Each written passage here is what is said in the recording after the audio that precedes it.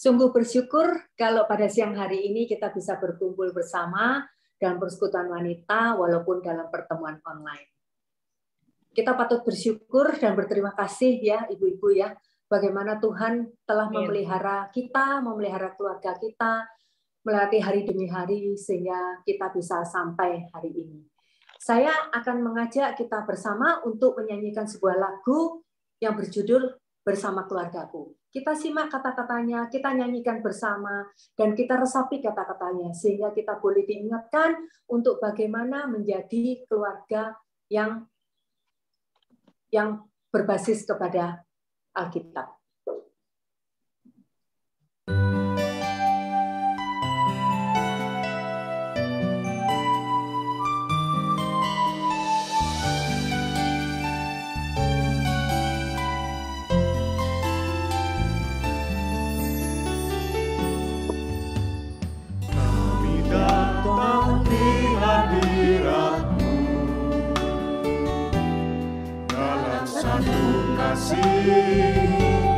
Dengan bersehati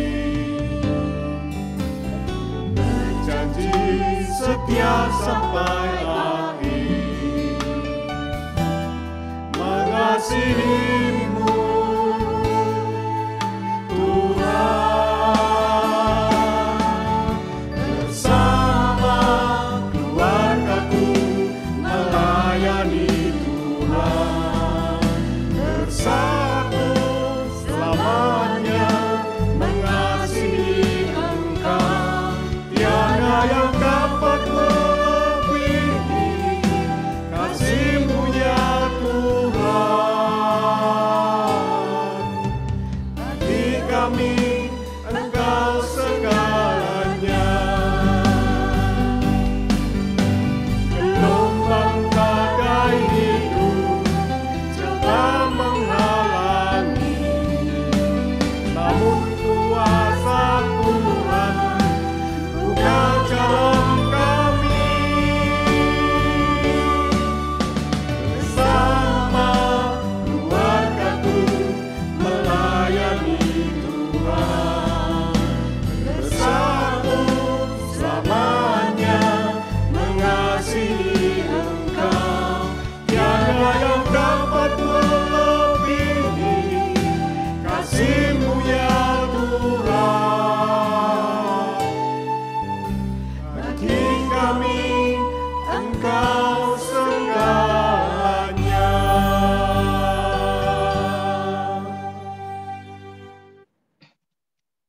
Biarlah kita diingatkan untuk selalu mengasihi Tuhan, semakin mengasihi Tuhan dan melayaninya. Sebelum kita lanjutkan, dengan hormat saya undang Ibu Betty untuk memimpin kita dalam doa pembukaan. Mari ibu-ibu kita dengan sehati masuk di dalam doa. Ya Tuhan, seperti lagu yang baru saja kami nyanyikan, Engkau adalah segala-galanya bagi kami. Engkau adalah segala-galanya bagi keluarga kami. Kami sungguh bersyukur ya Bapa, Engkau menjadi Allah kami, Allah yang maha baik, Allah yang maha tahu, Allah yang mengerti dan Allah yang peduli. Tuhan, kami bersyukur karena hari ini Tuhan adakan Komisi Wanita boleh dapat bersekutu kembali, walaupun melalui Zoom ini, kami boleh dapat belajar tentang firman-Mu, bagaimana kami sebagai orang tua yang telah dititipi dengan anak-anak, bagaimana kami boleh dapat mendidik mereka dengan baik, dengan benar, sesuai dengan apa yang Tuhan inginkan.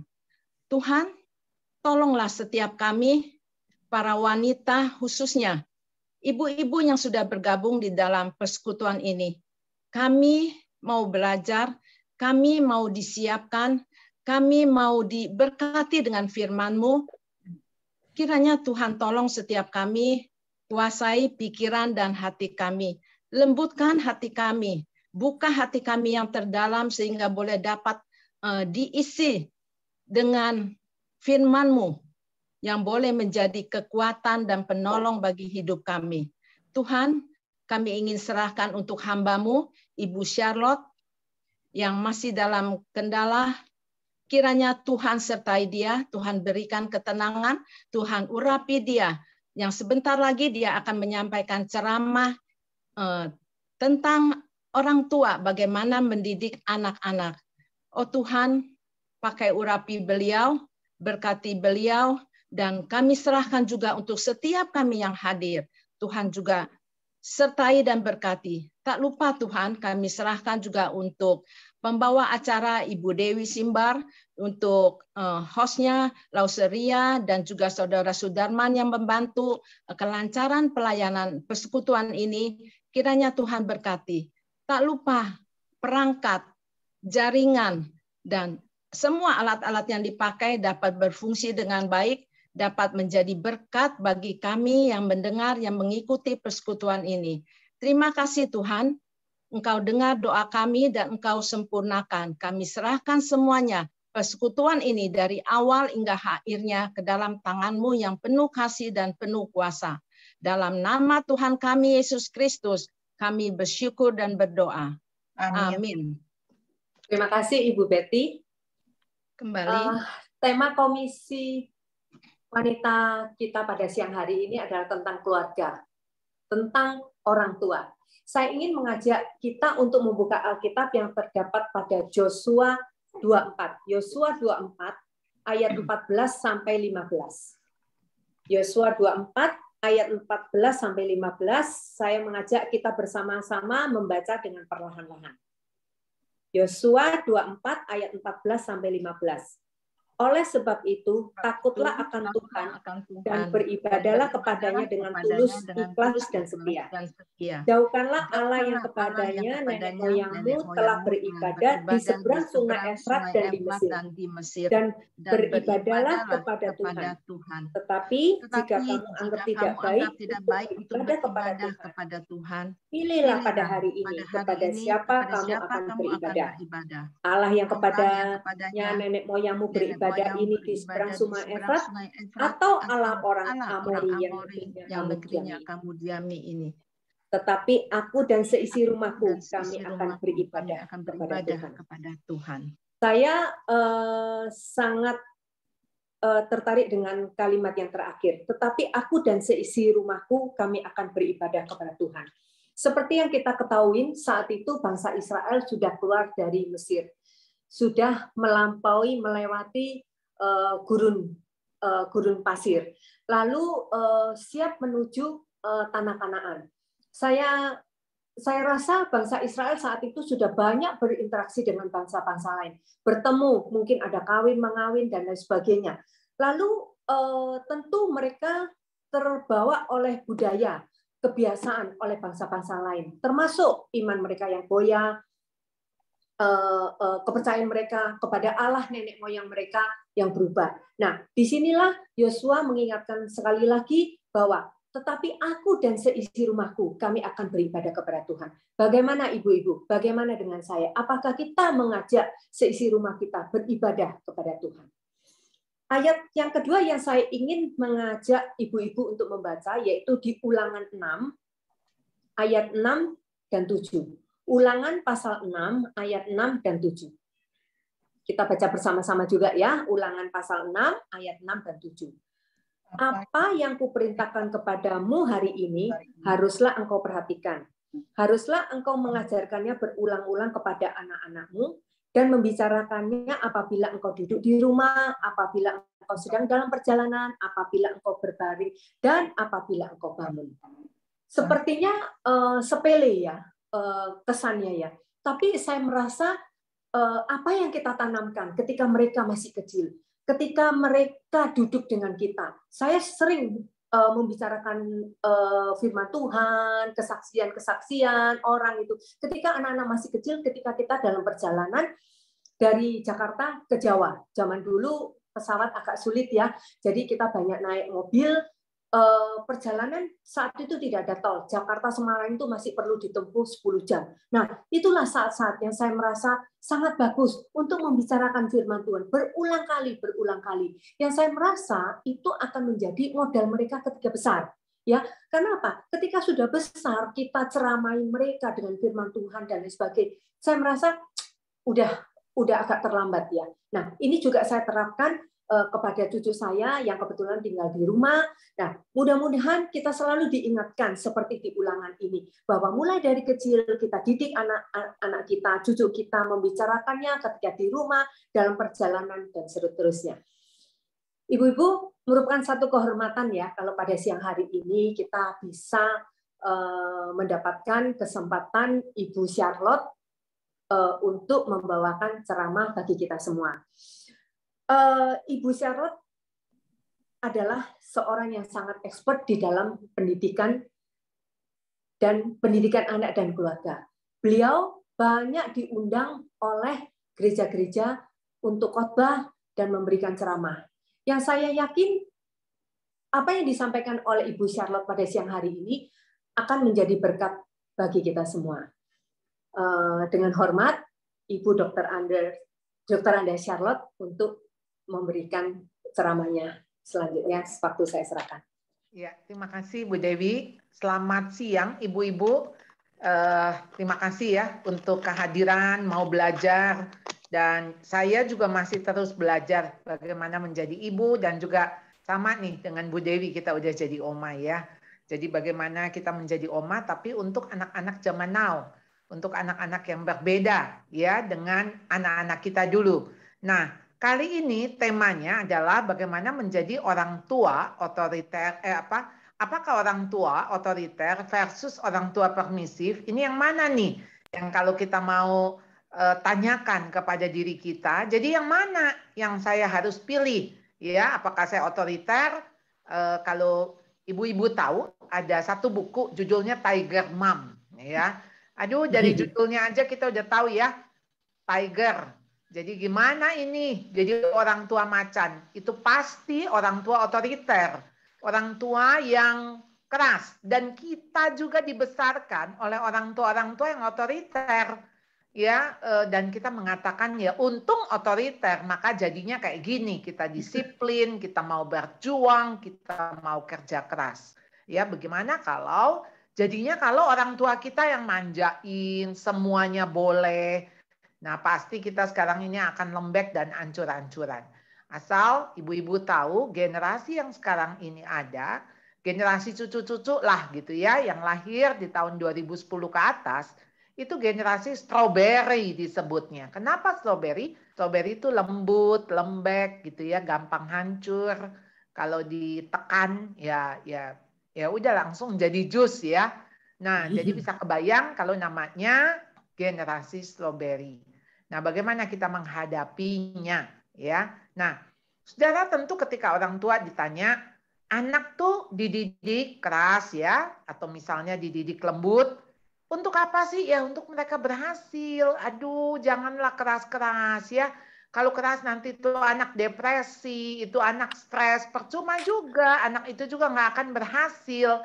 Nah, jadi dari dulu sampai sekarang, pola asuh seperti ini akan menjadi pertentangan. Yang baik jadi yang mana? Yang cocok buat anak-anak kita. Dan hari ini kita mau bicara soal kebenaran firman Tuhan. Nah, jadi dari sisi Tuhan, apa nih yang Tuhan mau? Karena Tuhan juga di dalam Alkitab bicara banyak tentang disiplin, ya, bahwa tiap-tiap ganjaran akan mendatangkan duka cita, bukan sukacita, tapi akan menghasilkan buah kebenaran dan damai bagi mereka yang dilatih olehnya. Jadi kita tahu bahwa menghasilkan duka cita itu tetap baik, ya. Tetap menghasilkan buah kebenaran dan damai. Jadi nggak ada kepahitan, ya, nggak ada kebencian, nggak ada luka hati, gitu ya. Kalau terluka tentu itu untuk kebaikan. Itu bagian yang saya sering menggambarkan seperti kita ini dipahat, ya, dipahat. Ya, kalau ranting-ranting pohon yang tidak berbuah itu dibuang, ya, dipotong. Dan itu bagian dari proses pembentukan, ya. Jadi kalau sukses, bilang wah kecil sukaria, remaja foya-foya, muda bahagia, tua kaya raya, masuk surga, haleluya. Siapa yang nggak mau ya? Semua juga mau. Tapi prosesnya tuh di mana, gitu kan? Iya. Nah ini saya akan kasih lihat satu klip ya. Mudah-mudahan bisa ya. Today is your first day of school. You must be a good boy and give your teacher a good impression. Oh. Remember, don't be a busybody. Things that doesn't concern you, just don't care. It's none of your business. Oh, I know you are in EM3, but then 你现在是不可能回去 EM2 了。可是只要你用功，还是可以考进 Normal Academy。然后呢，就是 O level、A level， 再考上大学。在我们新加坡啊，这个现实的社会里啊，你有一张文凭就不用跟我一起卖面啦。卖面也说不好，卖炒粿条的也不是养驾大汽车。哎呀，总之不管你做什么，都是要有一张文凭的啦。哈，炒粿条也有文凭啊。of course, in Singapore, if you don't have the first C certificate, you will lose all the other C's. Career, car, cash, condo, credit card, all gone. 哦，你不要以为你的 daddy 有肉干工厂，你就可以摇脚当老板啦。在新加坡没有文凭啊，会让人家看不起。为什么我们的妈妈说话都是一模一样的？难道他们都是同一个妈妈叫出来的吗？诶，那文福和国斌不就是我的兄弟吗？诶，那很过瘾呢。Boy, you must listen to me. In Singapore, 大家都是很现实的，每个人都想得到5个 C: career, car, cash, condo, credit card. 可是你要先拿到第一个 C certificate, then you can have the other 5 C. Nah, kalau kita melihat itu world view-nya dunia, ya, cara pandang dunia, sukses harus punya sertifikat. Supaya apa? Supaya kamu nggak direndahkan oleh orang, supaya kamu dianggap oleh orang. Nah, itu kunci menuju kamu punya 5 C's berikutnya. Punya karir yang bagus, punya mobil yang banyak, punya kondominium yang mewah, punya uang cash yang banyak, dan punya kredit card ya. Wah, padahal kredit card tuh nggak menunjukkan maksudnya seseorang itu kalau kaya, wah ya mungkin kreditnya juga jadi banyak. Nah, saudara, kalau kita melihat apa sih yang pola asuh tepat untuk tujuan, ya tujuan anak kita apa? Tapi sekarang kita bilang ini caranya apa sih yang sebetulnya cocok? Apakah kita mau otoriter, ya, atau kita mau permisif, ya, atau kita mau uninvolved atau neglected, atau kita mau otoritatif, ya. Jadi memang keempat hal ini, saudara, yang sering kali disebut-sebut, ya. Jadi apa nih kita ini sebagai orang tua? Tipe yang mana, ya? Tipe yang otoriter, nah ujung ekstrimnya lagi permisif, atau tipe yang justru ini nggak otoriter, nggak permisif, tapi neglect. ya, mengabaikan, menelantarkan, atau yang kita otoritatif. Mari kita akan lihat satu-satu ya. Kita akan melihat kalau orang tua yang tipe otoriter, permisif dulu, ya, itu sikap orang tuanya seperti apa? Ya, nanti kita akan lihat. Menurut dia, ini harus menciptakan lingkungan yang baik buat anak. Supaya anak juga nanti jadi baik. Anak tuh nggak boleh dibentak, apalagi dipukul, ya. Bikin dia happy, bikin dia seneng, ya. Nggak apa-apa kalau dia salah, ya ngomongin, ya. Ngomong baik-baik sama anak, ya. Perasaan orang tua dan perasaan anak itu jadi dasar dan jadi standar pendidikan moral. Makanya tadi kan, bikin happy, yang penting sama-sama happy. Ya sudah, ini perasaan tuh jadi acuan, ya. Sehingga menghindari konflik, jangan dimarahin. Anak jangan dimarahin, aduh nanti dia stres. Ya udah, kasih aja apa yang dia mau. Yang penting dia senang, ya. Sehingga konflik dihindari semata-mata karena takut pada anak. Nah ini ya, taat sama anak. Padahal hai orang tua, ya. Maksudnya hai anak-anak, taatilah orang tuamu. Jadi jangan hai orang tua, taatilah anakmu. Terbalik, saudara, ya. Lalu memberikan toleransi yang besar, ya. Wow, dia mengabaikan peraturan. Jadi kalau perlu terus anak itu dibela, ya, dia mendapat pembelaan, ya. Untuk apa? Menghindari perasaan negatif. Ini maksud saya negatif, ya. Jadi Anda melihat pokoknya perasaan itu jadi acuan. Itu yang diharapkan anak tuh bisa happy hidupnya. Padahal happy itu dari mana datangnya? Bukan ketika keinginan anak semua dikabulkan. Keinginan itu justru makin membuat anak frustasi. Makin lapar. Kita tuh jangan pikir udah dipenuhi keinginannya dia akan kenyang. Enggak. Itu akan membuat lubang yang semakin besar. Karena apa? Keinginan itu belum tentu kebutuhan. Jadi kalau sekarang cucu kita mau minta es krim, keinginan atau kebutuhan? Pasti itu keinginan, ya, bukan kebutuhan. Nah, kapan kita perlu memberi es krim? Kapan kita nggak perlu? Yang artinya tentu es krim boleh nggak? Ya boleh. Tapi nggak tiap dia minta, kita pasti kasih. Karena apa? Kalau orang tua seperti ini hasil pada anak itu manja. Dan begitu dia manja, yang ada memberontak. Aneh ya, saudara, ya. Nggak bikin anak manja tuh kemudian dia jadi anak manis, anak penurut. Enggak. Justru ketika dia manja, orientasinya tuh dirinya. Begitu dia nggak merasa happy, begitu dia merasa nggak dikabulkan, dipenuhi keinginannya, maka dia menjadi marah. Menjadi merasa dirinya korban. Nah, kalau udah salah didik seperti ini, sulit dikendalikan. Karena apa? Karena dia yang mengendalikan. Pokoknya kalau mama nggak kasih es krim, artinya mama nggak sayang. Dan dia membaca bahwa ketika keinginannya dipenuhi, itu adalah tanda sayang. Padahal hidup ini kan nggak semua harus dipenuhi, ya. Jadi ketika dia mengalami kecewa, ketika dia mengalami frustasi, dia sulit sekali mengatasi ini. Yang ada ya anak-anak yang seperti ini, anak-anak yang lembek, anak-anak yang lemah, ya. Taunya ya memberontak, ya. Dan kasihan, anak ini tuh nggak mengasihi diri. Anda lihat ya, seolah-olah dia mencintai diri kan, mencintai diri karena fokusnya kan kepada diri. Tapi sebetulnya dia tidak mengasihi diri. Karena dia akan tumbuh menjadi anak yang egois, yang mau-maunya sendiri, yang semua orang mesti nurut sama dia. Dan pasti anak seperti ini nggak punya teman.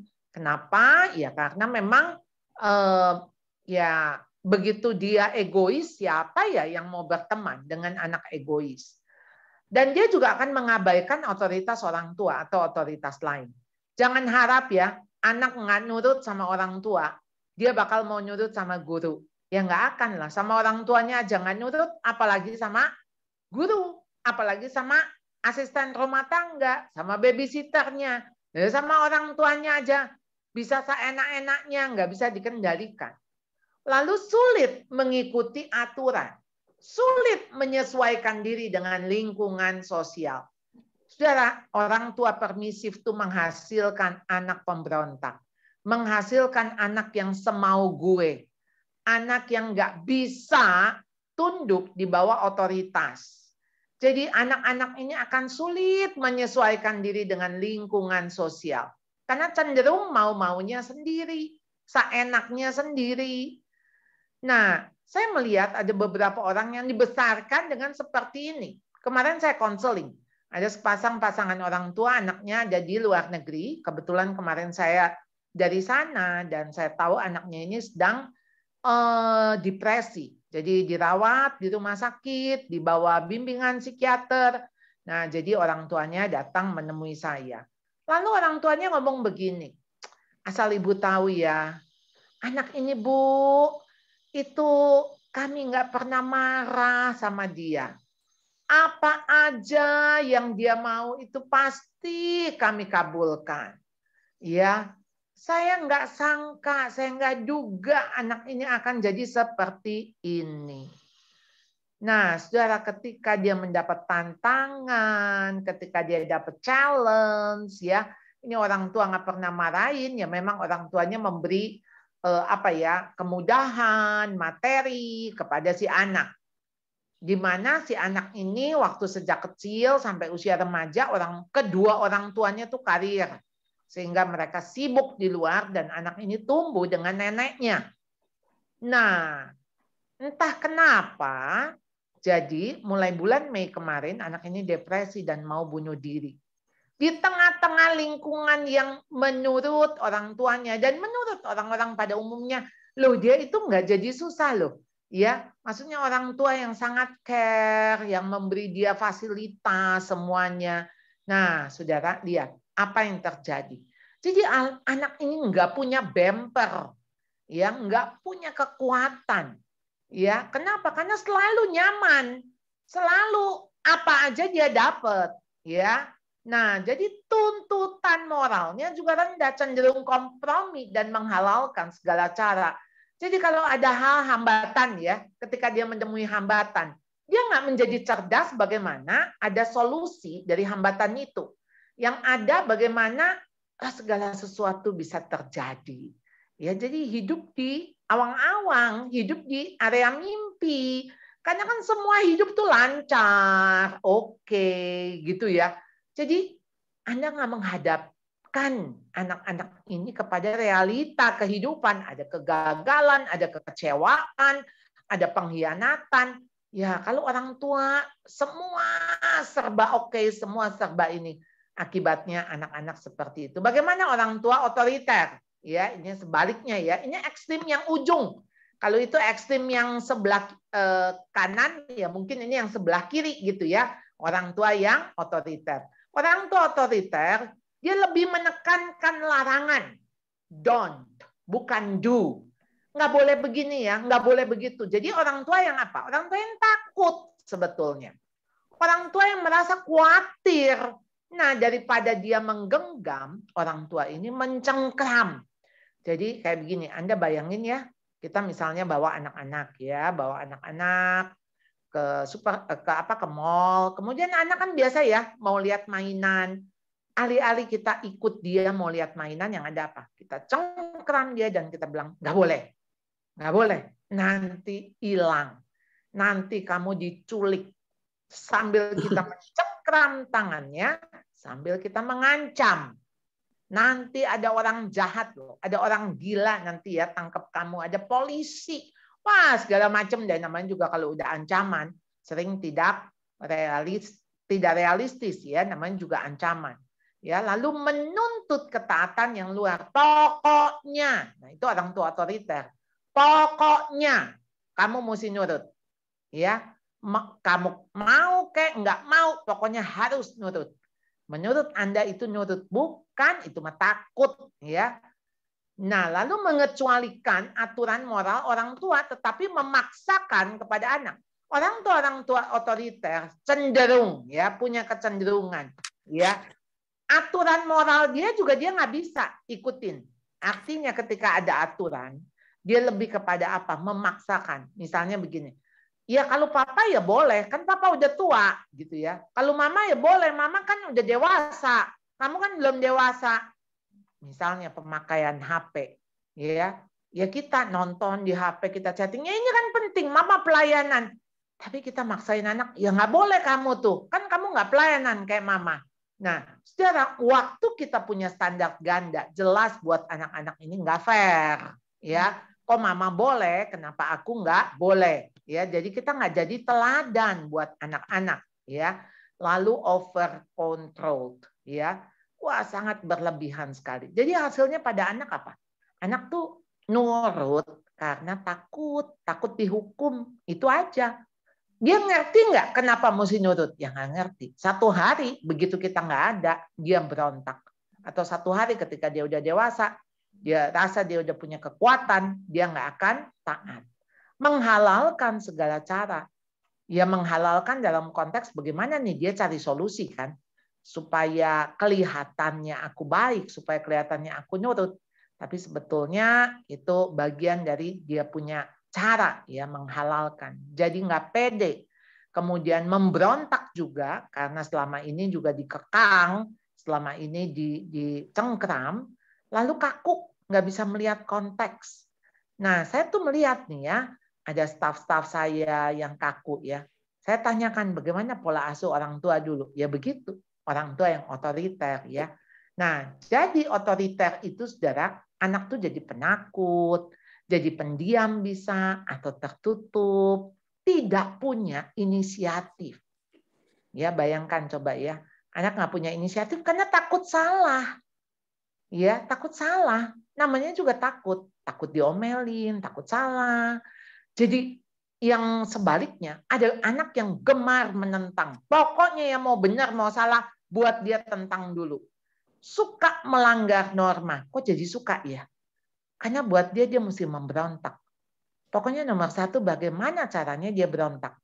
Dan itu sebetulnya semacam ungkapan dia kepada orang tua. Karena selama ini dia merasa ditekan. Karena selama ini dia merasa nggak dikasihi. Selama ini dia merasa apa-apa nggak boleh. Dilarang. Ya. Dan orang tua berkuasa. Wah, begitu dia punya kesempatan, dia menunjukkan bahwa dia punya kuasa. Yaitu kuasa memberontak gitu ya. Dan kepribadiannya lemah, gampang sekali dipengaruhi orang. Atau dia tadi itu ya jadi penakut, pendiam, tertutup, menarik diri. Ya, jadi nggak pede gitu ya. Ini yang terjadi pada anak-anak yang orang tuanya otoriter. Lalu bagaimana yang orang tuanya permisif? Nah, ini serba memperbolehkan. Jadi ini anak tuh impulsif. Dia nggak tahu yang mana yang boleh, yang mana yang enggak. Ya pokoknya ada apa ya kepengen gitu ya. Ada apa langsung gitu ya. Udah nggak mikir. Kadang juga jadi agresif, nggak patuh, manja. Karena kan segala sesuatu boleh. Segala sesuatu diizinkan. Dan ini membuat dia nggak mandiri. Dia mau menang sendiri. Karena dia merasa benar. Dia merasa dirinya baik. Dia merasa dirinya yang dia punya hak untuk membuat keputusan, ya mau menang sendiri. Dan ini sebetulnya juga nggak pede hasilnya. Anak-anak seperti ini nggak kenal dirinya, karena selama ini orang tua lah yang satu sangat mencengkram, yang ini malah anak seperti dibiarkan ya terserah kamu gitu ya. Kalau kamu mau ya ke sana, ya mama setuju aja. Ya buat mama bagaimana? Ya kan mama sayang kamu. Nah, saudara sebetulnya dia jadi nggak matang secara sosial. Nah, saudara ada yang buruk sekali. Itu uninvolved atau neglected. Ya, ini hasilnya saudara lebih parah. Anak ini agresif, nggak punya tanggung jawab, nggak mau ngalah. Harga dirinya rendah karena diabaikan kan. Anak ini kan ditelantarkan. Sering bolos sekolahnya dan nggak dipedulikan, memang pasti bermasalah dengan teman. Entah dia ngebully, karena ingin menunjukkan ya bahwa dia bisa, dia mampu. Jadi dia membuli anak-anak yang lemah. Ya. Nah, bagaimana dengan yang otoritatif? Nah, ini Saudara. Jadi gaya atau pola asuh yang inilah yang kita kepingin dilakukan oleh anak-anak Tuhan. Karena tetap bikin anak mandiri, tetap anak bisa mengontrol diri, punya hubungan yang baik dengan teman, karena dengan orang tua juga baik. Mampu menghadapi stres, punya minat terhadap hal-hal baru. Jadi semangat, ya, karena dia dihargai, kooperatif terhadap orang lain. Jadi anak ini kenapa bisa begini? Karena dia menghargai dirinya. Maka dia bisa menghargai orang lain. Lalu kenapa dia menghargai diri? Karena dia dihargai oleh orang tua. Bagaimana dia menerima diri? Karena dia diterima. Dan dia juga bisa menerima orang lain. Jadi sosialnya juga bagus. Bagaimana dia mengasihi diri? Karena dia juga dicintai. Sehingga buat dia mudah sekali untuk dia juga mengasihi orang lain. Jadi saudara, ketika anak dibesarkan dengan pola asuh otoritatif, ini yang membuat anak menjadi dirinya sendiri. Ya. Nah, saudara, saya mau ingatkan waktu anak-anak usia 0 sampai 12. Saya mengatakan ini sebagai first journey kita jadi orang tua. Pasti saat-saat itu ya, usia anak ya, 0 sampai 12. Masalah yang ada apa sih? Masalah tumbuh kembang secara fisik, masalah pendidikan akademis, dia sekolah di mana, ya, TK di mana, SD di mana, lalu masalah disiplin, ya, lalu masalah dia bergaul nih teman-temannya, gimana nanti dia pulang tahu-tahu ada kata-kata bad words gitu ya, masalah emosi, ya, yang berpengaruh kepada relasinya, tapi itu masih masalah-masalah awal anak-anak, ya, dan saya harus mengatakan di usia first journey ini, tugas Anda adalah menggembalakan hati anak. Ya, jadi menggembalakan hati anak. Itu first journey kehidupan anak. Tapi begitu dia remaja, ya. Nah, ini yang mesti berubah. Second journey. Nanti Anda akan ketemu dengan anak-anak yang young adult. Sudah menjadi dewasa muda, ya, dewasa. Masalahnya apa? Mengambil keputusan jangka panjang. Mau kerja di mana? Kamu mau jadi apa? Kamu mau hidup seperti apa? Ada panggilan hidup yang tentu didasarkan dengan value sistem yang dibangun, dengan world view, ya, yang ada. Biasanya ada dua macam pergumulan, yaitu karier dan keluarga. Kalau karier tentang kuliah, kerja nanti bagaimana. Kalau keluarga, bagaimana dia bergaul dan cari teman hidup. Nah, saudara, waktu kita mendidik anak-anak yang sudah mulai beranjak dewasa, ini apa sih yang kita tuju? Memenangkan hati anak. Kalau yang tadi di bawah 13 tahun, yaitu menggembalakan hati anak. Kita sebagai gembala. Tapi begitu sekarang anak-anak sudah dewasa, kita memenangkan hati anak. Ya, hatinya yang kita bawa. Bawa kepada siapa? Bawa kepada Kristus. Jadi harus ada yang berubah. Apa saja yang berubah? Pola relasi. Dari otoritas ke hubungan. Dari vertikal ke horizontal. Saya selalu menggambarkan kalau anak masih TK itu kayak pukul 6. Ya. Tapi kalau selepas SMA, udah kayak jam 9:15, sudah horizontal. Jadi nggak lagi vertikal kayak pukul 6. Kamu ya harus pakai buku ini, harus pakai baju ini ya. Makan harus habis. Ayo duduk di kursi. Nah, anak-anak yang udah dewasa kan kita nggak bisa perlakukan kamu harus ini, kamu nggak boleh itu. Pola komunikasinya juga berubah dari yang instruksi, dari yang larangan ke diskusi. Jadi kalau dulu pokoknya, nah mesti pakai kata pokoknya. Kalau sekarang menurut kamu seperti apa? Pola asuhnya. Kalau dulu menjadi orang tua bagi dia, tapi sekarang menjadi sahabat. Kan kita jadi sahabat, kita jadi orang tua pasti nggak mau seumur hidup jadi orang tua ya. Yang artinya secara status tentu kita orang tua, tapi secara fungsi kan kita nggak mau anak kita disuapin, masih kita cekokin, kan kita nggak mau. Jadi kita mau ada yang berubah. Jadi apa itu yang berubah, saudara? Ya, stop to be parent, but start to be friend. Jadi kita stop menjadi orang tua secara fungsi ya, bukan secara peran. Dan kita harus mulai menjadi teman. ya. Jadi saudara, ini ya saya ingin sekali ya saudara melihat ya bagaimana Tuhan Yesus digambarkan ya di sini ya saudara ya.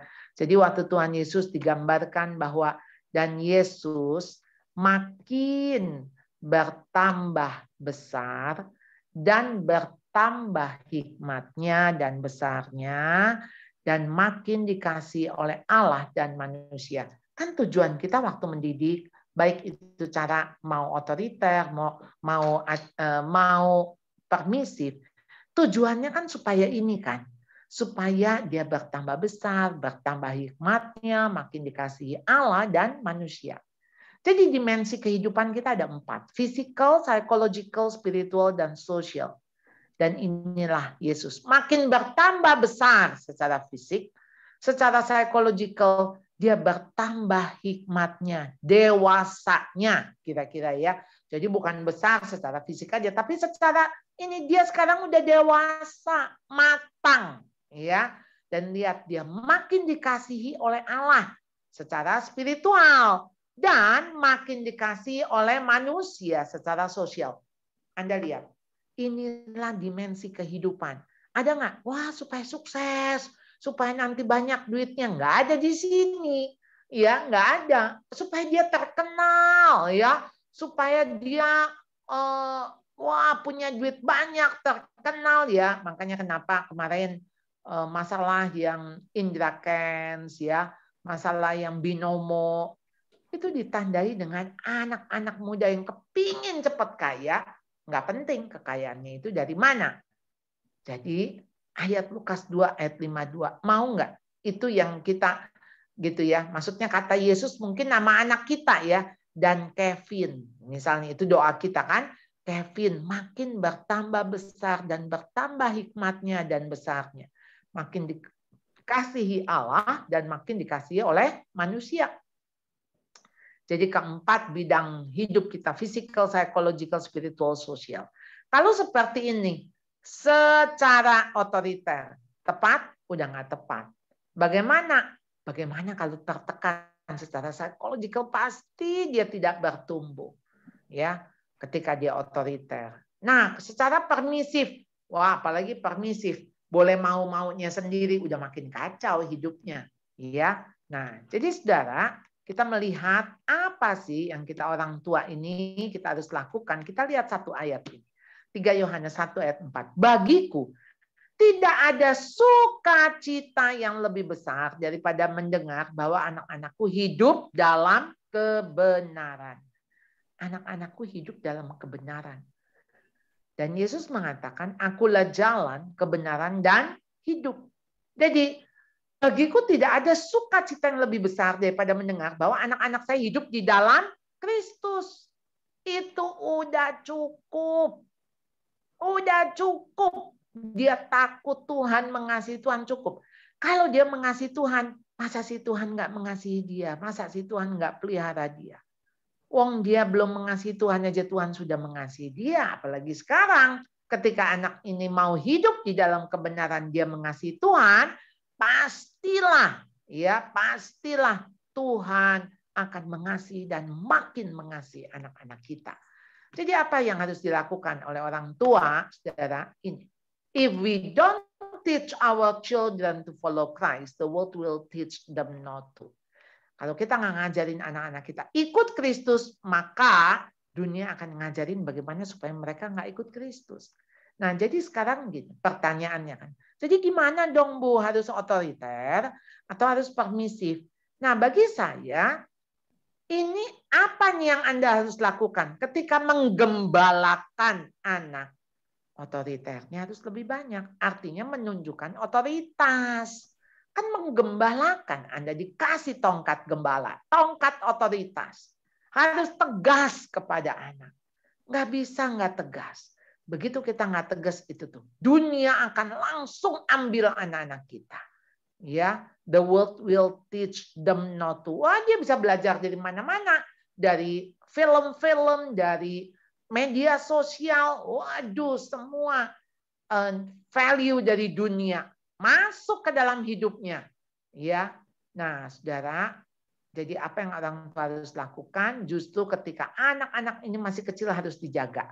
Ya, anak-anak ini bagaimana harus ke sekolah minggu, harus baca firman yang artinya tahu nih batasnya, nggak bisa kompromi.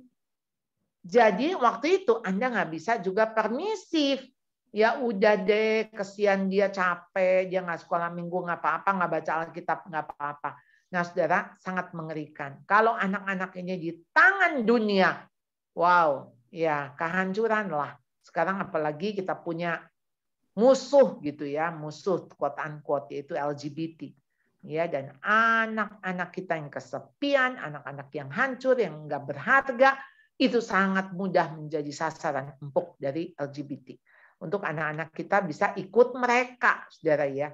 Jadi, ayo ini kita lagi tarik-tarikan mau ikut Kristus atau ikut mereka.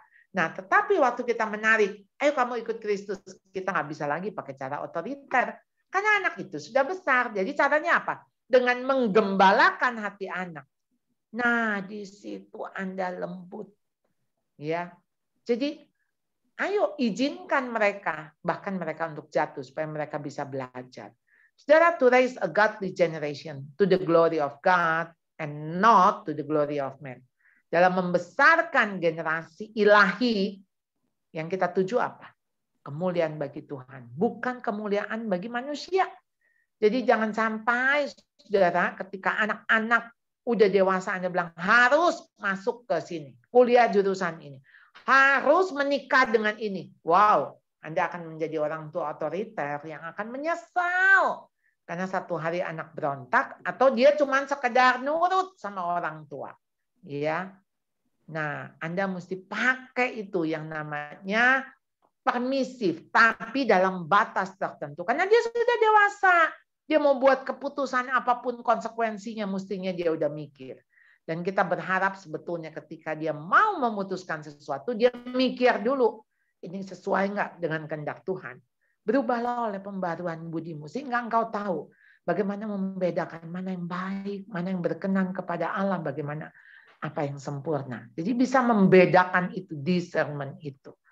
Baik ibu-ibu, sangat singkat, tetapi saya kepingin sekali kita bisa tanya jawab, kita bisa berinteraksi. Ya, silakan.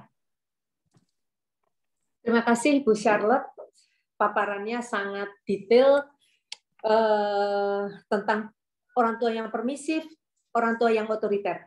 Saya yakin banyak ibu-ibu mungkin ikut tersenyum. Saya dulu juga gitu. Karena saya juga tersenyum-senyum. Saya juga begitu. Ada juga penyesalan ketika melakukan seperti itu dan lain sebagainya. Tapi biarlah hari ini kita belajar lebih banyak lagi untuk mendengarkan apa yang disampaikan oleh Bu Charlotte, boleh kita terapkan kepada cucu kita selanjutnya. Nah, ibu-ibu, saya ajak untuk ibu-ibu yang ingin bertanya, silakan langsung aja.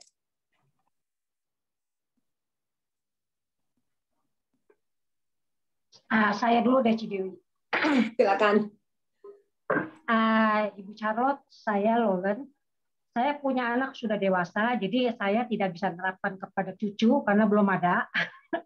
Jadi saya untuk anak-anak yang sudah pemuda dewasa begini, ada satu filosofi yang ya memang ini duniawi, tapi ada anjuran lah dari luar bilang begini sama saya, anak-anak itu kalau sudah dewasa mereka itu memang harus belajar dari kesalahannya sendiri.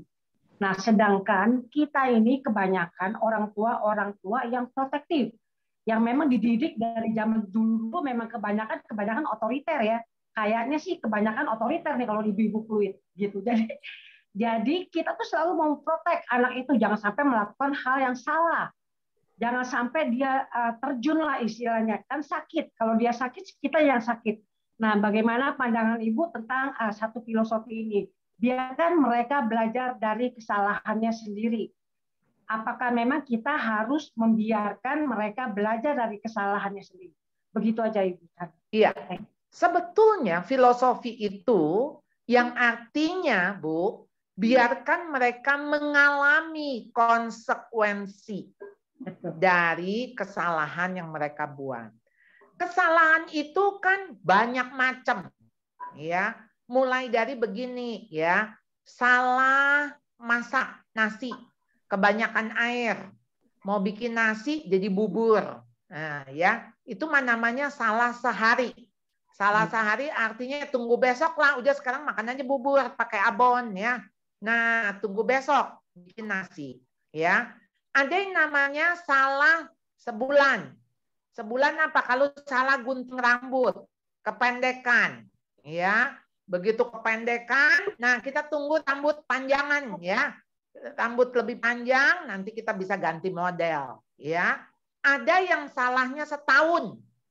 Salahnya setahun kalau nggak naik kelas, ya. Berarti kan mesti nunggu, ya, setahun lagi kan, nyoba lagi kan. Ada yang salah seumur hidup. Kalau salah pilih pasangan hidup. Berarti tunggu dia mati, baru kita bisa ganti kan. Ya, kalau enggak kan kita nggak boleh ganti, ya. Nah, ya udah aja seumur hidupnya dia atau seumur hidupnya kita, gitu kan? Sampai maut memisahkan. Ada kesalahan yang kekal, yaitu salah pilih juru selamat, ya. Jadi imannya salah. Nah, sekarang Bu, ketika anak belajar dari konsekuensi, Ibu lihat kesalahannya yang mana.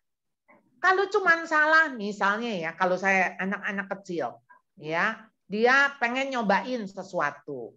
Pengen nyobain sesuatu. Saya bilang kalau nyobain sedikit, kan cobaan kalau nyobain kan sedikit, kalau cobaan mah banyak, ya. Nah, biasa anak-anak kan enggak, aku doyan, aku pasti habis. Nah, kayak begitu tuh, Bu, nggak apa-apa. Kalau misalnya dia bilang, kok nggak enak ya? Ya udah, tadi kan kamu bilang kamu bisa habisin, nggak apa-apa, nggak usah dihabisin sekarang. Tapi sekarang taruh nih di kulkas, ya, di kulkas. Nanti begitu sore ya kamu makan lagi. Ini mah kalau nggak enak kan cuman nggak enaknya kan di lidah, ya. Segini doang. Yang penting kan makanannya nggak basi, makanannya sehat, ya nggak apa-apa soal enak nggak enak. Jangan orang tua langsung ya udah kamu nih makan nggak habisin nih, mama yang habisin. Nah udah mamanya tuh jadi DPO ya, jadi DPU ya. Wah yang ngabisin gitu. Jangan, kasih konsekuensi. Tadi kamu udah bilang kamu mau habisin. Nah jadi sebetulnya Bu, sekarang itu filosofi itu benar nggak? Biarkan anak belajar dari kesalahan. Benar, benar. Dia harus belajar. Jadi konsekuensinya jangan ditanggung sama kita. Jadi misalnya nih, anak kelupaan bawa buku. Ya jangan kita yang tergopoh-gopoh, kita yang tergesa-gesa ke sekolah, bawain bukunya. Ya, jangan anak misalnya apa? Dia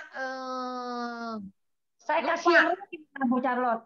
Yang lebih sesuai dengan kebutuhan anak yang dewasa, pemuda dewasa. Misalnya gini nih, ibu-ibu kan memang misal calon pilihan calon lah. Kan biasa tuh Bu, kan kayak bilang itu kan forever lah, kesalahan yang memang forever. Tetapi kan begini. Nah, kemarin kayaknya kita pernah ya, udah lewat kali ya pemilih calon yang tidak seiman. Tapi itu bukan tidak seiman. Jadi gini, kalau misalnya calon itu anak itu suka, tapi kitanya tidak suka.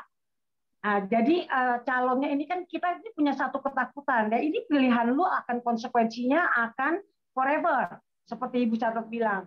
Tetapi anak itu suka. Nah, itu kira-kira menurut Ibu, apa yang ibu-ibu nih, kita nih ibu-ibu nih, mami-mami harus perbuat tuh. Kalau misalnya kita kurang suka, kurang cocok, lalu mereka mau.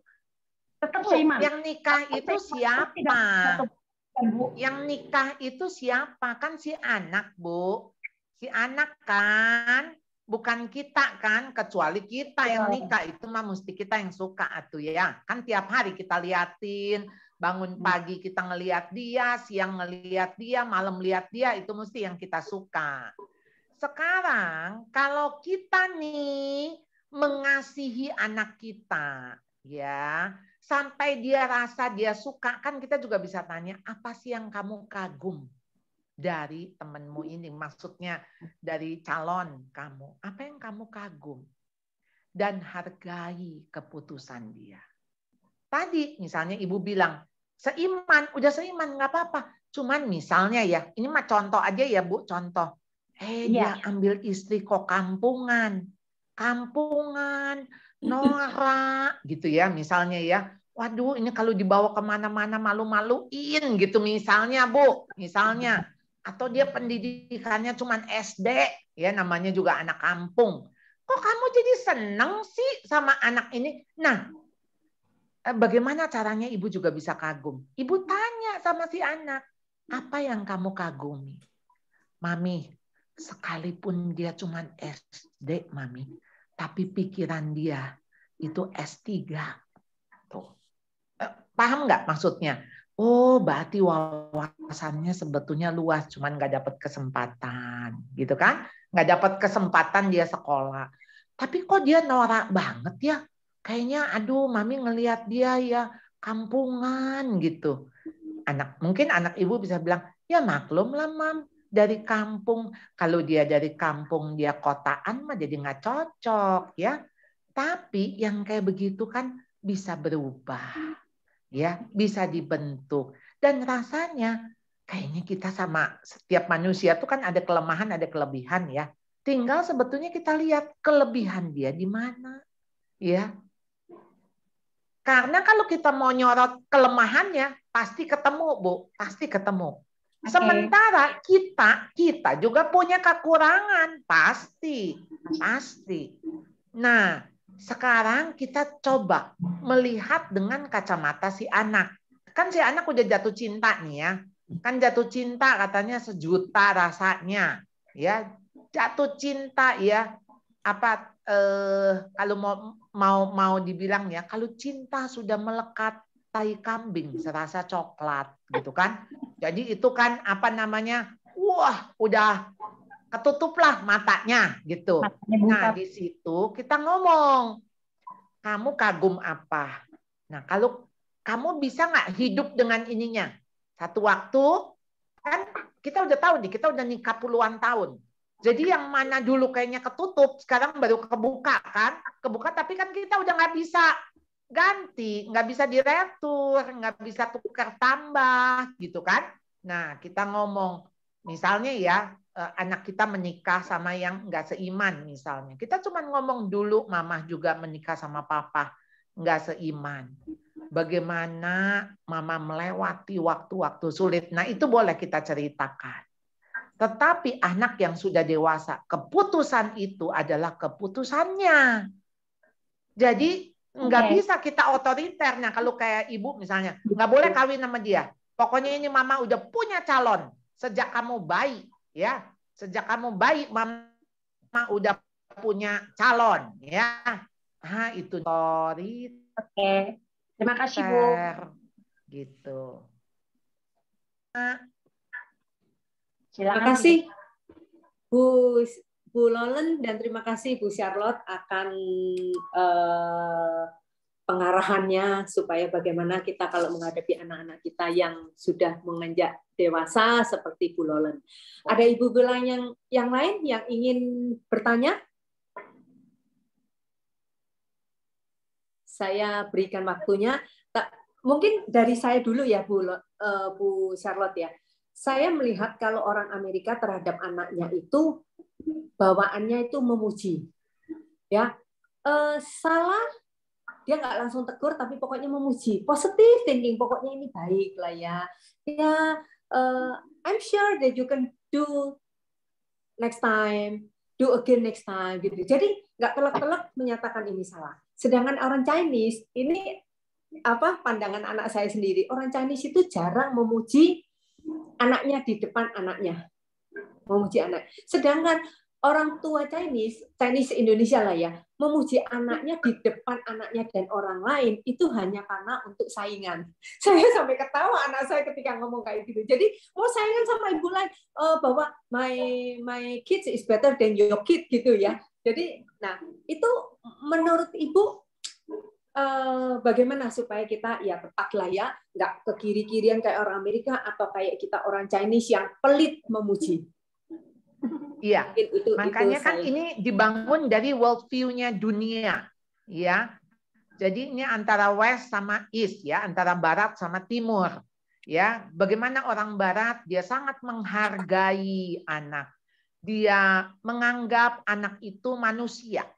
Dia menganggap anak itu orang, gitu ya. Jadi dia coba bagaimana dia bicara dengan anak umur 3 tahun, anak umur 4 tahun. Dia pasti nunduk, dia pasti jongkok untuk bicara eye to eye, the same level, ya. Karena dia menganggap anak ini orang. Orang bule tuh bisa diskusi sama anak umur 4 tahun, gitu ya, bisa ngobrol sama anak 4 tahun. Kayaknya kita nggak temukan itu di dalam budaya Timur yang, aduh anak mana tahu sih, nggak tahu apa-apa gitu kan. Anak kan maksudnya ya namanya juga anak-anak gitu ya. Nah, jadi lebih nganggep itu anak bukan orang gitu kan. Nah, sehingga terjadi perbedaan. Yang satu memberikan pujian, bisa melihat hal yang positif, bahkan nganggep anak itu punya hak. Ya, itu haknya anak. Ya, biarin dia memilih, kebablasan. Wong anak dia juga belum ngerti hidup ini tujuannya untuk apa, bagaimana. Jadi ada yang bablas ke sana, sementara yang orang Timur yang menganggap ini mah anak cuman anak gitu ya. Ya ini dia kan mesti berbakti pada orang tua. Ini kita orang tua udah kerja keras buat anak ya. Satu hari anak mesti balas budi gitu kan. Itu sangat kuat sekali kan di budaya Chinese ya. Mesti hormat, mesti taat kepada orang tua. Sehingga anak nggak punya pilihan ya. Ya bisa contoh misal kamu harus nikah sama dia. Kalau enggak mama lebih baik mati. Wow, habis itu anaknya akan bilang ya udahlah saya menikah sama dia daripada mama saya mati. Ya udah gitu kan. Atau kamu tuh enggak sayang mama ya. Kamu lebih sayang sama dia ya. Ya udah kita memanipulasi perasaan anak kita. Padahal anak kita adalah manusia yang Tuhan ciptakan, yang juga Tuhan punya tujuan atas hidup anak kita sendiri. Jadi kita mau kembalinya ke firman Tuhan. Jadi bukan ke west atau east way gitu ya, maksudnya cara timur, cara barat. Tapi apa sih yang Tuhan katakan tentang anak? Tuhan itu mengatakan justru kita harus kayak anak-anak. Kalau mau masuk kerajaan surga, kita mesti seperti anak-anak. Tuhan menghargai sekali anak-anak. Ya, makanya Tuhan tuh mau ketika anak-anak datang menghampiri, dia nggak melihat itu sebagai diganggu. Karena yang Tuhan lihat ketulusan anak-anak, yang Tuhan lihat bagaimana murninya hati anak-anak. Kita harus belajar dari anak-anak. Tapi satu pihak Tuhan juga bilang, didiklah orang muda menurut jalan yang patut baginya. Maka pada masa tuanya pun dia tidak akan menyimpang dari jalan itu.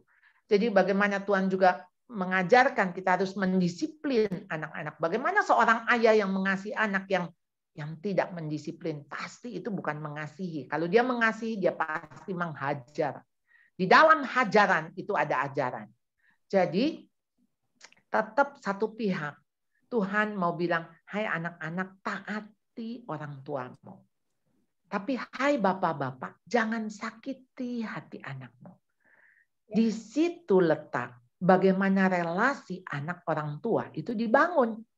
Jadi anak itu ada di bawah otoritas orang tua. Jadi anak tuh mesti hormat, mesti taat sama orang tua. Itu hukumnya supaya apa? Supaya kamu bahagia, supaya kamu panjang umurmu di bumi. Tapi orang tua jangan gara-gara karena kamu merasa nih orang tua, ya kamu kalau nggak kualat gitu kan, ya kamu nanti hidup kamu bakal susah gitu. Kayaknya di Chinese ya ada satu semacam bukan pepatah tuh Bu. Semacam kayak saya kemarin ini waktu saya ngunjungin teman bilang, dulu tuh mama saya juga ngomong gini, kalau kamu nggak nurut sama mama, kalau kamu nggak dengar apa kata mama, pasti terjadi sesuatu, gitulah. Ini terjemahannya saya ya. Tapi kayaknya dia ngungkapin dalam bahasa Mandarin. Jadi ada satu yang kayaknya omongan orang tua tuh kamu mesti dengar. Kalau kamu nggak dengar, pasti akan celaka. Saya bilang, kayaknya di balik kalimat itu seperti ada ancaman ya. Lalu bukan hanya ancaman, tetapi seperti ada fulfilling prophecy. Seperti ada prophecy, nubuat. Nubuatnya nubuat jelek pasti kan. Kalau kamu nggak dengar apa kata mama, kamu pasti celaka gitu. Wow, padahal si mama juga belum tentu benar gitu kan.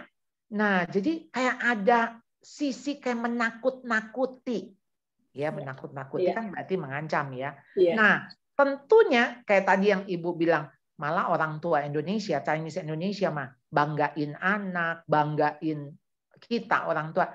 Yaitu sumber kebanggaan kita tuh nggak boleh diletakkan pada anak. Sumber kebanggaan kita ya karena Kristus, karena anugerah. Apa coba? Yang bisa bikin anak kita pintar juga Tuhan. Lalu kalau pintar juga mesti dikembaliin ke Tuhan. Bukan punyanya dia, wong dititipin.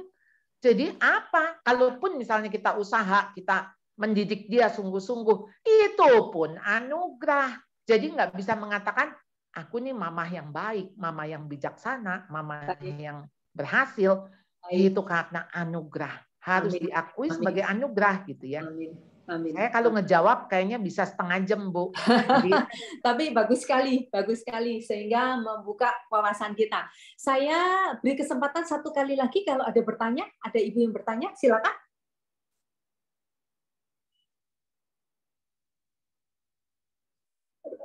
Rupanya sudah sangat jelas apa yang disampaikan Ibu Charlotte, sangat mengena, sangat menegur. Tinggal sekarang bagaimana kami sebagai ibu-ibu mengimplementasikan kepada anak-anak, mungkin masih ada yang kecil, tapi khususnya remaja, khususnya yang sudah besar juga, tadi sudah diuraikan semuanya oleh Ibu Charlotte ya. Jadi menghadapi anak kecil, anak remaja, anak dewasa, beda-beda. Biarlah, sekali lagi terima kasih Bu Charlotte. Sangat menguatkan, sangat menegur. Tunggu, ada yang direct message sebentar ya. Saya ada pertanyaan untuk, ini ada yang bertanya ya, Kira. Selamat sore Bu Charlotte. Saya ada beberapa pertanyaan untuk anak first journey, bagaimana pendapat Ibu mengenai gentle parenting. Ibu Charlotte boleh jawab singkat gitu ya. Saya nggak tahu yang dimaksud gentle parenting. Apakah maksudnya dengan pola asuh yang lembut gitu kali ya? Maksudnya ya? Istilahnya apa, Bu Dewi? Ibu Kira boleh bersuara aja nggak apa-apa supaya Ibu Charlotte dan kami semua bisa jelas apa pertanyaannya.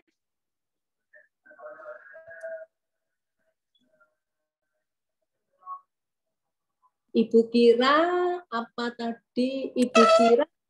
Ibu Kira bisa suaranya mute, enggak mute kok, unmute. Sudah silakan. Halo? Ya, silakan. Silakan. Oke. Selamat sore sebelumnya. Saya mau tanya mengenai gentle parenting untuk anak di periode first journey ya.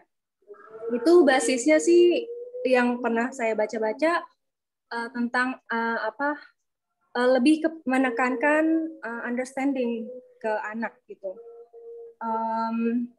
Jadi kayak kalau tantrum apa segala, ya biasa langsung yang ditekankan tuh harus ngajak ngobrol anak gitu. Emang nggak langsung kelihatan, pasti nangis-nangis gitu, nangis-nangis tetap gitu, teriak-teriak tetap. Tapi menurut psikolog yang share ini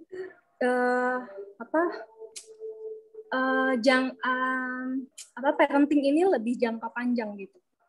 Menurut dia sih seperti itu. Cuman tadi mendengar kayak otoritas gitu, kayak saya jadi kayak diingatkan selama ini soalnya saya coba praktekkan gentle parenting tapi kayak masih ragu-ragu juga gitu. Gimana ya? Diingatkan otoritas itu gimana caranya untuk bisa seimbang antara otoritas dengan tetap menekankan anak untuk punya understanding gitu yang benar. Kalau kita bilang enggak, itu dia ngerti maksudnya tidak nangkap. Silakan Bu Charlotte untuk menjawab. Gentle parenting itu yang pasti yang dimaksud adalah bagaimana cara kita kita understanding, kita juga bisa menemani ketika dia tantrum. Saya sering kali ingatkan kalau anak-anak kita ngamuk jangan ditinggal, apalagi dibentak-bentak. Wong dia aja lagi bermasalah kok, dia aja lagi susah dengan dirinya, karena kan dia tantrum, makanya dia ngamuk kan. Jadi jangan kita ikut ngamuk, jangan kita meninggalkan, tapi kita ada di sisi dia. Jadi artinya cara kita bagaimana kita memahami anak ini.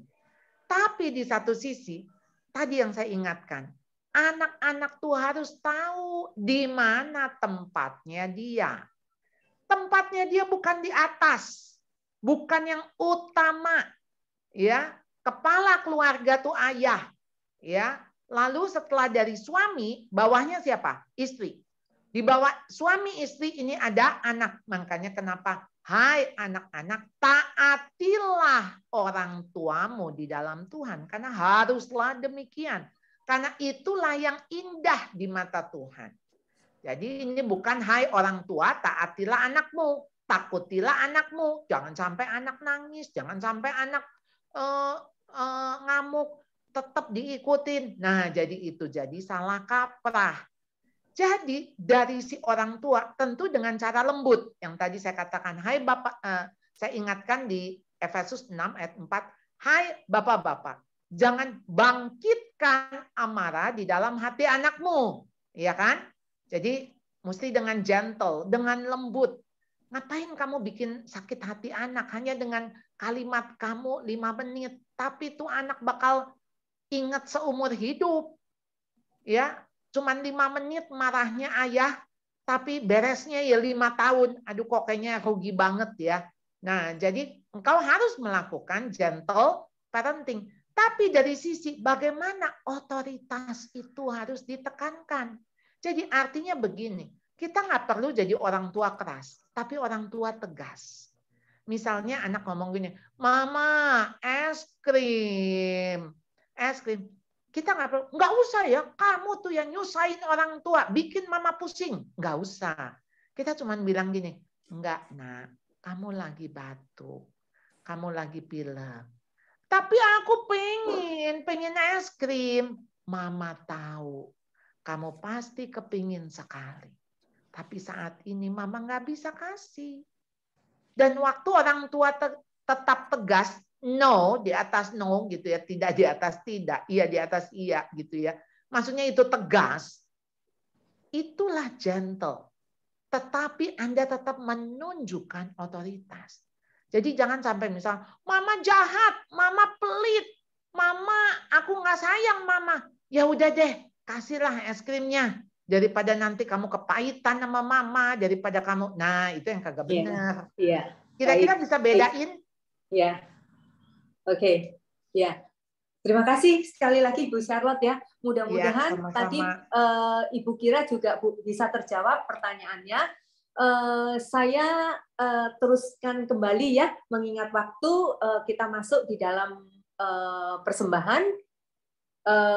Kita menyanyikan satu lagu, yaitu Menyenangkanmu, sambil kita melakukan persembahan melalui QR Code, mungkin bisa ditayangkan.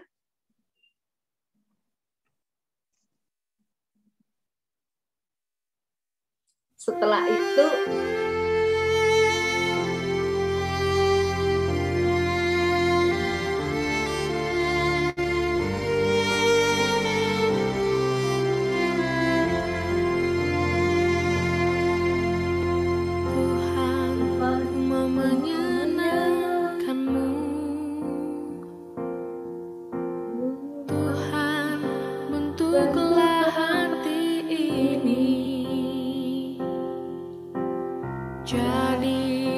bejana untuk hormat-Mu,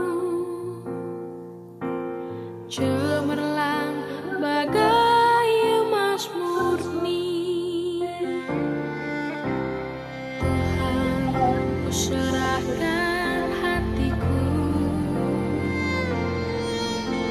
semua ku berikan padamu. Kuduskan hingga tulus selalu, agar aku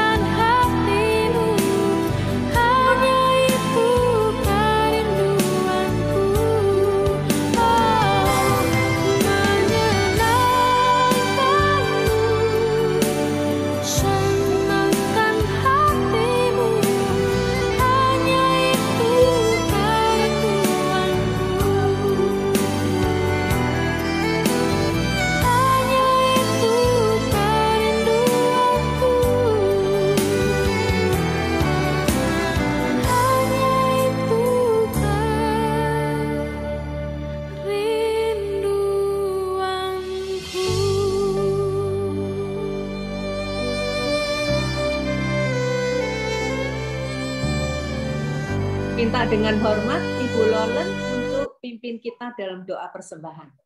Ya, mari ibu-ibu kita bersatu dalam doa. Sekali lagi kami datang kepadamu Bapa, kami sangat berterima kasih dan bersyukur untuk sesi ceramah yang sudah dibawakan Ibu Charlotte. Kami belajar banyak hal Tuhan. Biarlah Roh Kudus memampukan kami untuk menerapkan dan menjalankan semua apa yang sudah kami belajar sore hari ini. Agar kami menjadi persembahan hidup bagimu. Dan kami juga berdoa untuk persembahan yang sudah dijalankan. Berkati materi ini untuk menjadi saluran berkat bagi orang lain. Berkati tangan yang mengelolanya Tuhan. Agar namamu saja yang dimuliakan. Kami bawa semua doa ini ke dalam tangan Tuhan. Dalam nama Tuhan Yesus kami berdoa. Amin. Amin. Terima kasih Bu Lolen. Selanjutnya adalah pengumuman. Saya serahkan waktu kepada Semuwini. Ya, selamat sore ibu-ibu sekalian. Selamat datang kepada beberapa ibu-ibu yang saya lihat dari berbagai tempat. Welcome kepada ibu-ibu. Kami senang sekali menyambut ibu-ibu hadir bersama-sama kami bersekutu di Komisi Wanita GKY Pluit. Dan secara khusus saya mewakili pengurus menyampaikan terima kasih kepada Ibu Charlotte yang di tengah-tengah kesibukan beliau memberikan waktu yang berharga, memberikan ceramah dan firman Tuhan yang indah. Tuhan memberkati Ibu Charlotte untuk pelayanan selanjutnya dan seterusnya. Ibu-ibu sekalian, ada beberapa hal yang ingin disampaikan untuk acara kita pada tanggal 24 Juni. Ada tukar mimbar dari GKY Pekanbaru. Kita akan membahas menguak sisi gelap kehidupan, the dark side of my life, ya. Jadi masing-masing kita ada dark side-nya. Biar Tuhan menolong melalui ceramah ini, kita boleh terus diubahkan, disempurnakan oleh Tuhan. Pembicaranya adalah Guru Injil Yohana dari GKY Pekanbaru. Kami mengundang ibu-ibu hadir melalui live Zoom ini. Kemudian mulai bulan Juli, yaitu pada tanggal 22 Juli, kita akan ibu-ibu KW pengurus khususnya berkomitmen untuk mengadakan persekutuan secara onsite. Ya, ibu-ibu kita sudah ke mall, kita sudah ke pasar, kita sudah ke berbagai tempat, dan kami mengundang ibu-ibu juga hadir di rumah Tuhan untuk ibadah onsite di Komisi Wanita, khususnya juga untuk ibadah onsite pada hari Minggu. Mari kita hadir di rumah Tuhan untuk bersekutu bersama-sama. Kami himbau setiap hari Minggu sudah boleh datang ibadah di gereja. Terima kasih. Dan untuk pembacaan Alkitab kita sepanjang bulan Juni, kita akan bersama-sama membaca kitab Amsal dan merenungkan firman satu hari satu pasal, akan membantu kita semua dapat menjadi seorang ibu yang bijaksana. Terima kasih. Mari kita bersama-sama mengakhiri ibadah pada sore hari ini. Kita akan bersama-sama berdoa. Bapa di dalam surga, kami bersyukur kepadamu Tuhan, Engkau memanggil kami menjadi seorang ibu, seorang wanita Kristen yang bekerja sama bersama dengan Tuhan untuk mendidik anak-anak kami. Tuhan, kami mengucap syukur untuk dasar firman Tuhan, untuk ceramah yang indah pada sore hari ini. Walaupun kami mengakui ada kekurangan, kelemahan kami beberapa waktu yang lalu. Tapi kami percaya Tuhan, anugerah Tuhan selalu dicurahkan kepada kami. Sehingga kami diperbaharui, kami diubahkan, kami diperlengkapi kembali melalui ceramah pada sore ini.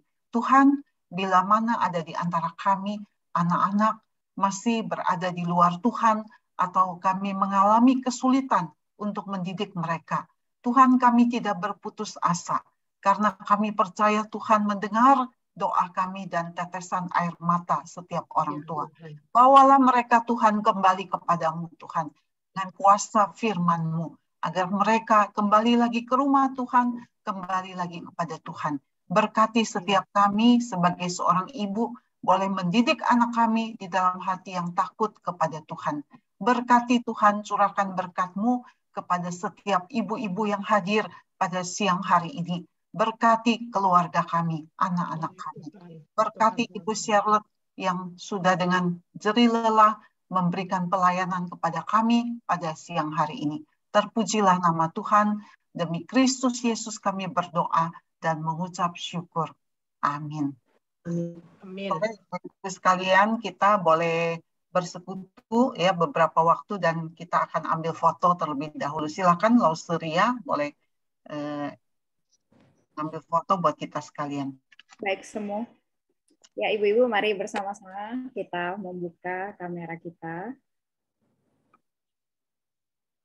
dan pasang wajah tersenyum baiknya. Oke, ada 2 slide ya, saya akan ambil. Belum semua ibu-ibu membuka kameranya. Ditunggu.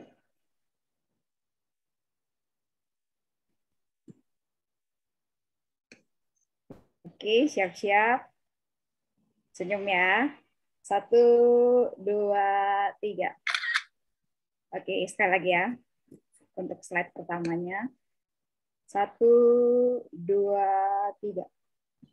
Oke, slide kedua. Wah, ini semua nggak buka. Boleh dibuka kameranya, Ibu-ibu. Oke, 1, 2, 3.